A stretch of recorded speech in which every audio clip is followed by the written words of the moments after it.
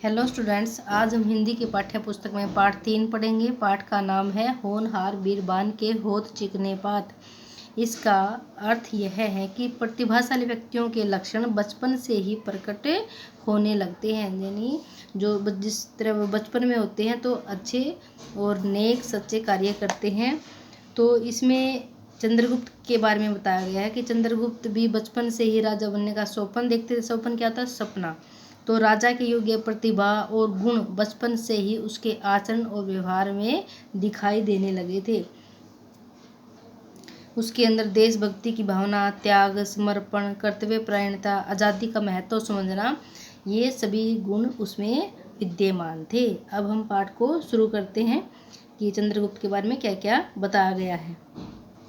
बहुत ही सुंदर पाठ है। इसका एक एक वर्ड यानी एक एक शब्द पढ़ने योग्य है। राजा बनने तक चंद्रगुप्त जब राजा बनता है तो उसके बचपन की राजा बनने तक की कहानी के बारे में कहानी के रूप में बताया गया है इस पाठ में। गंगा के किनारे दूर दूर तक हरे भरे खेत फैले हुए थे।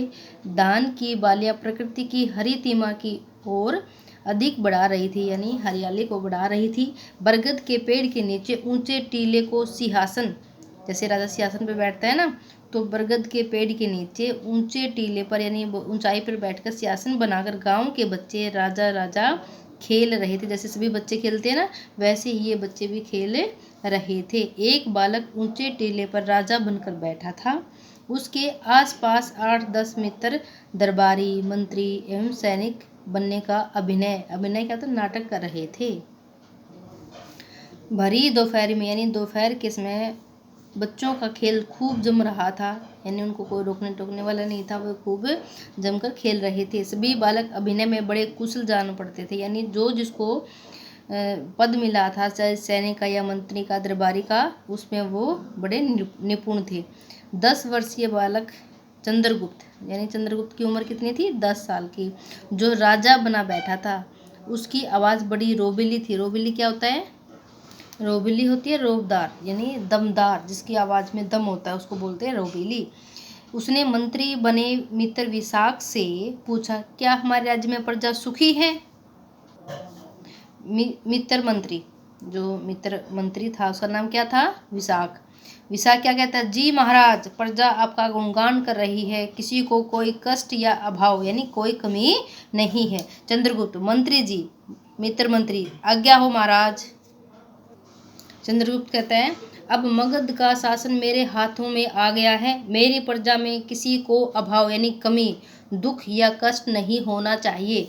किसी के साथ अन्याय नहीं होना चाहिए। राज्य का कोष गरीबों के लिए खुला रखना चाहिए। कोष क्या होता है? खजाना। और मेरी प्रजा में कोई दरिद्र यानी गरीब नहीं रहना चाहिए, इसका विशेष ध्यान रखा जाए। चंद्रगुप्त ने क्या घोषणा कर दी कि मेरी प्रजा को किसी भी प्रकार का कोई कष्ट ना हो, कोई किसी के साथ अन्याय ना हो, और गरीबों के लिए कोष यानी खजाना खुला रखना चाहिए, और कोई भी गरीब नहीं रहना चाहिए। मित्र मंत्री जी, जो आज्ञा महाराज। सभासद का अभिनय करने वाले सभी मित्र एक साथ बोल उठे, महाराज की जय हो। बच्चे अपने नाटक में व्यस्त थे, यानी बिजी थे।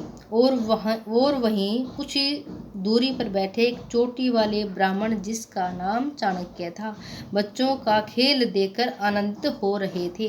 जैसे हम पाठ पढ़कर आनंदित हो रहे हैं कि बहुत ही सुंदर खेल खेल रहे हैं, हमें भी ऐसे ऐसे खेल बचपन में खेलने चाहिए। यानी बच्चों, आपको ऐसे ऐसे खेल खेलने चाहिए, अच्छी अच्छी बातें सीखनी चाहिए।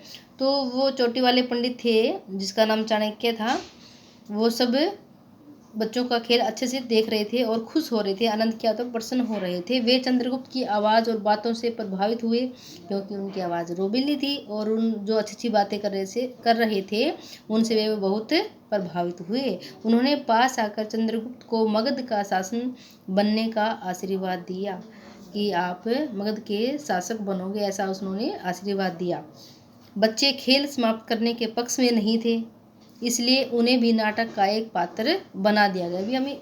अभी हम खेल को समाप्त नहीं करेंगे, आप अपने एक पात्र बन जाओ। पात्र क्या होता है?